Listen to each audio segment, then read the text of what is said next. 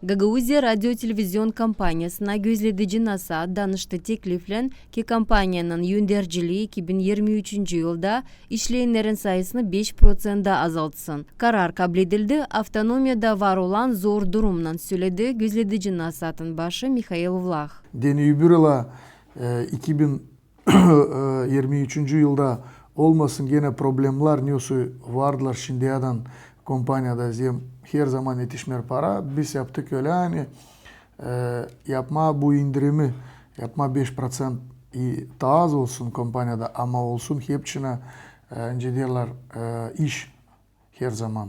Гагаузия радио-телевизионун юндерджили каблетти карары дил 5, ama 6% азалтма çalışanlar. Я принял такое решение, чтобы сократить 4 штатные единицы. Это те единицы свободные, которые у нас в принципе не приняты. Ben kablettim kararı azaltma 4 insana kampanyanın işçilerine. Bu yerler boş. İnsanı iş yerinden çıkarmayacağız çünkü bu zor vakitte işsiz bırakma doğru olmayacak. Ama nasatı kablettik, boş vakansiyaları yok edeceğiz.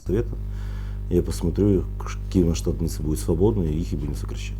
Yöndericiliğin teklifini gözledici Nasat gelen oturuşunda bakacak. Belli Derisani 2023 yıla Gagauziyanın büdjeti halk topluşundan oturuşunda dekabrinin 6'sında yıl okumakta kabul edildi.